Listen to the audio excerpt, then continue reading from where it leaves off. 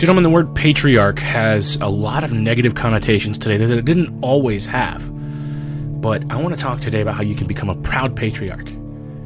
A man that can embrace his leadership and his masculinity. That's what we're talking about today on the Manlihood Mancast. You can be a man of courage, of honor, of integrity. You can be the father, the husband, the leader that your family and your community needs. This is the Manlihood Mancast. Here's your host, Josh Hatcher.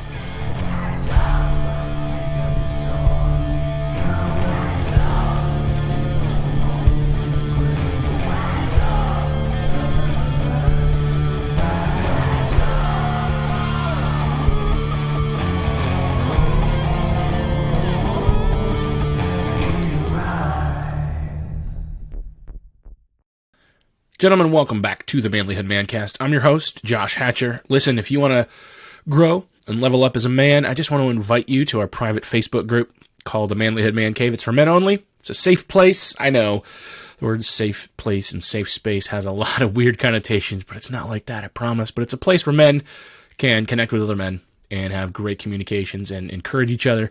We've got quite a few guys there from all different walks of life, and we might even disagree on some things, but we agree on a lot of other things, especially how we can become better men together. So I want to invite you to that Facebook group. It's free. Yeah, we've got some paid stuff that we're putting together, some opportunities for you to grow even more than what you're going to do from the podcast and the private Facebook group. And I want you to be a part of those things. So we'll invite you to that as well. But for now, just join that. I'd love to see you there.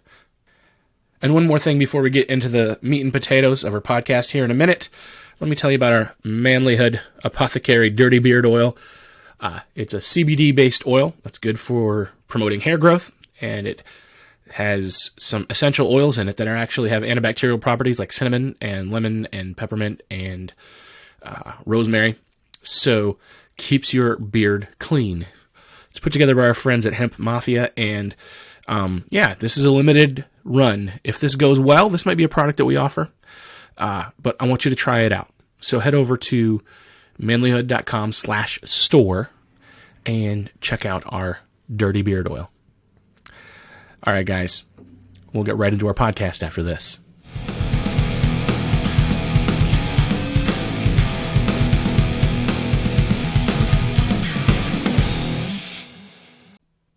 You know, guys, when I was growing up, even in like the feminism-soaked 1980s, the word patriarch had a sense of honor about it. You know, when you hear the word patriarch today, you're hearing a complete different picture. You hear patriarchy, and they want to smash the patriarchy because it treats women badly and it's full of toxic masculinity. Like, it seems so foreign to me because when I heard the word patriarch, there was a sense of honor about it when I was growing up. You know, my father was the leader of our home. He and my mother led together, but he was the guy in charge. And I saw, you know, looking at history, the founding fathers might be called patriarchs. You know, the people that signed the Declaration of Independence and started and fought for our country at the very beginning. We would see that kind of a patriarch as a noble thing. And you know, I think of Sunday school class and learning about the word patriarch to describe the biblical heroes like Abraham and Jacob and Moses and Joseph and those guys. And like I said, you hear the word today and it's always surrounded by negativity and sometimes outright hatred. And I'm not saying that it's all completely wrong. I mean, some of the reasons that they're upset about it is men haven't always done the best job. We haven't always been kind and gentle in a way to our families that is right. You know, there's been some abuse. There's been some things that are real legitimate issues that we can't ignore. But I don't think that means that we need to tear all men down or create this idea that men who lead are bad or wrong. So how can we reclaim the word patriarchy? That's what I want to do. I want to reclaim that word because I don't think it's a bad word. I don't know, I think it's a common thing today for words to be rewritten and have their connotation and definitions changed We see this a lot with a lot of things. But the very definition of patriarchy is about the leadership of a father. That's what it is. Over time, that definition, again, has morphed to imply the exclusion of females. The idea that if there's a patriarchy, there can't be a matriarchy. Well, I disagree with that. I understand that culturally, yes, some people think that it might be unfair that the father's name is what's passed down. My girls were born and my sons were born and they took my last name because my wife took my last name when she married me. And yes, that's an old tradition. And it's not necessarily wrong to have a hyphenate name if you choose to do that, or for children to, for whatever reason, maybe not pass down the father's name. It's not necessarily a wrong thing, but there's a tradition there. And it doesn't mean that it's a bad thing. It can be a very good thing. I also understand that, again, sometimes men don't step into their role properly. Sometimes men are acting out of a privilege rather than responsibility, and sometimes they do exclude women when they shouldn't. I've seen this a lot. But I think that the response to patriarchy that is being expressed today just kind of tosses all of the sense out the window.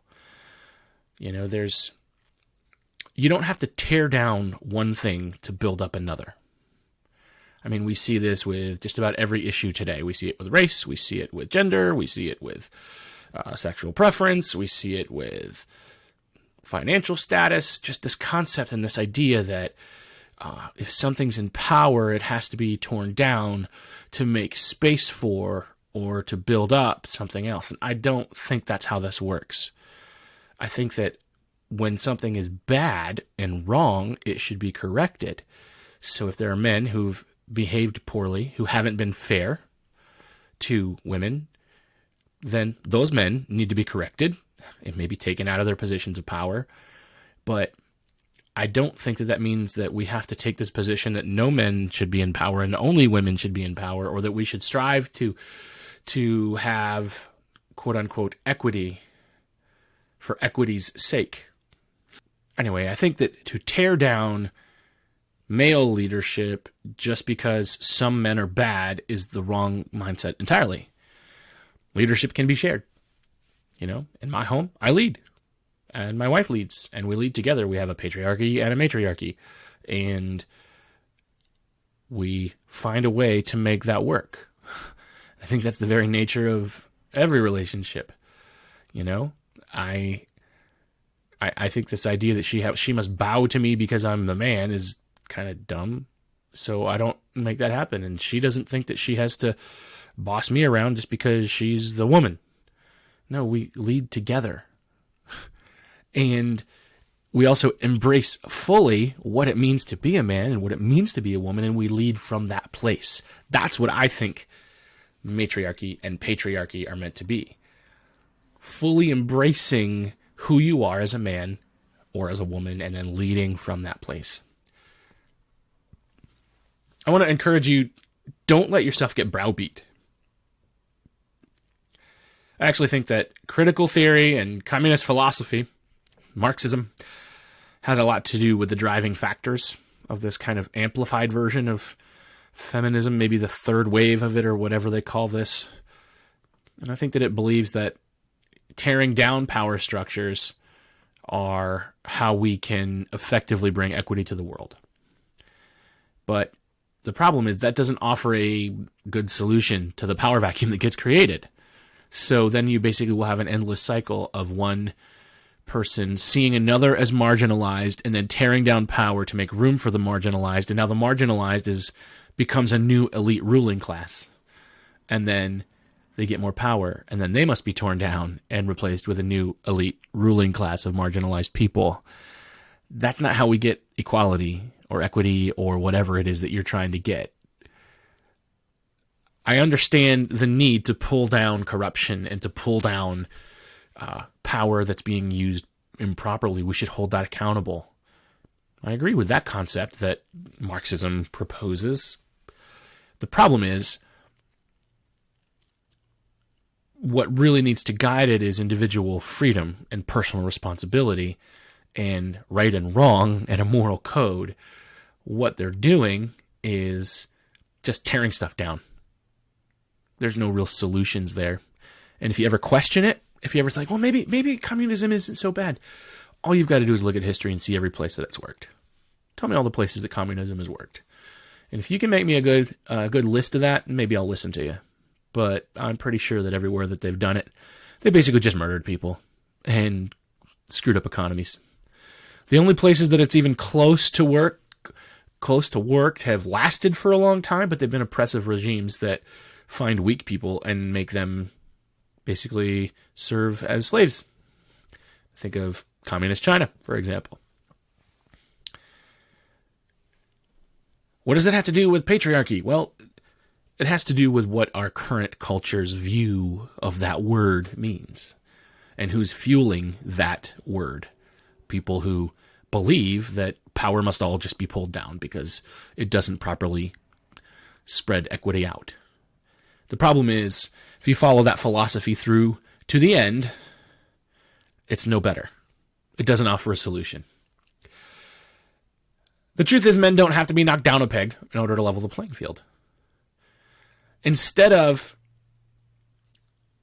tearing a man down because a woman should lead, how about we find a way to work together? Men do need to make some room for women. You know, don't not hire someone that's capable of the job just because she's a female. If she's capable of the job, hire her. But that doesn't mean that we can't lead. It does mean that we both have to respect each other, though.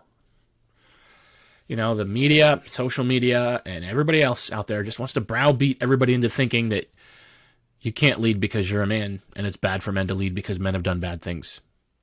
That's the exact same philosophy that they're claiming to be fighting against. So don't buy into that. The thing about leadership that a lot of people don't understand is that leadership is not about privilege, but about responsibility. You know, a father leading his family doesn't get to eat first at the table because he's the king. You know, I've heard of that philosophy, and, you know, people say that, well, I'm the man of the home and I eat first because I'm the king. No, like, leadership is making sure your family eats, and if it means that you get a little less food so that they can eat, then you should do that. Leadership is about responsibility and service. And so if patriarchy is male leadership, then patriarchy is supposed to be about responsibility and service.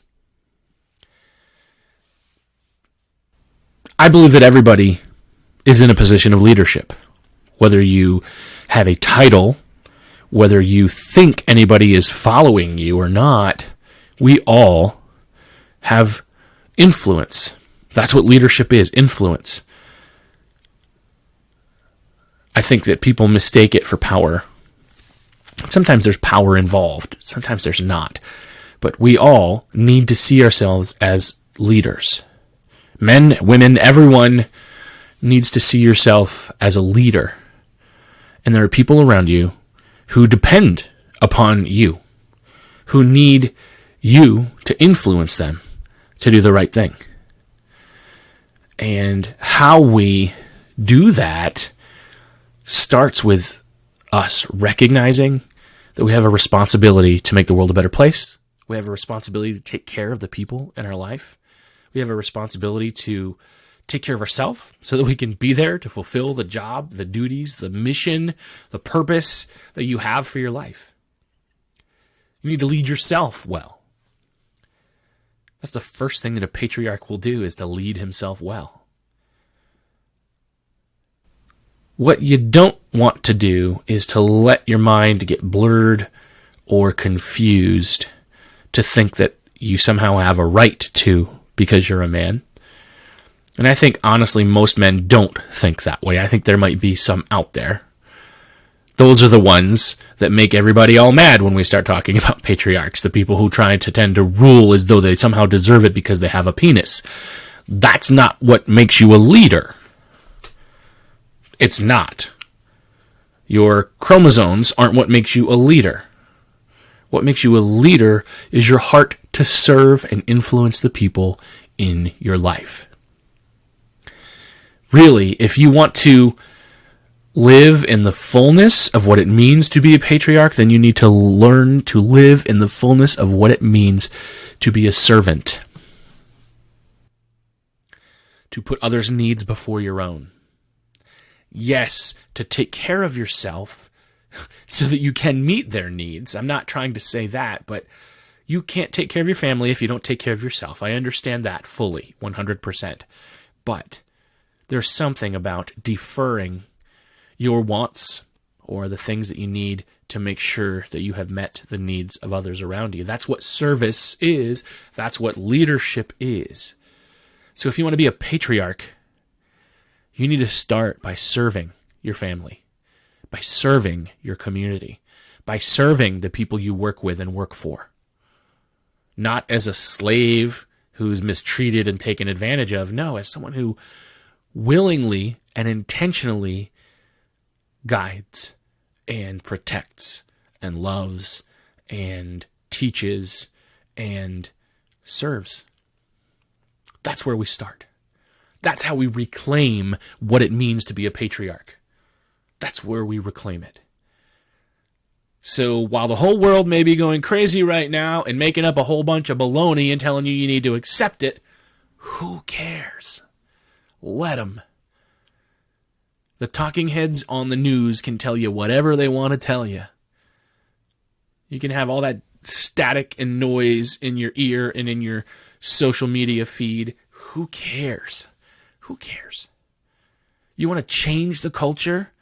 You think griping about all of the Marxism is going to change it? No. So yes, we talk about it. We're aware of it. We know what it is.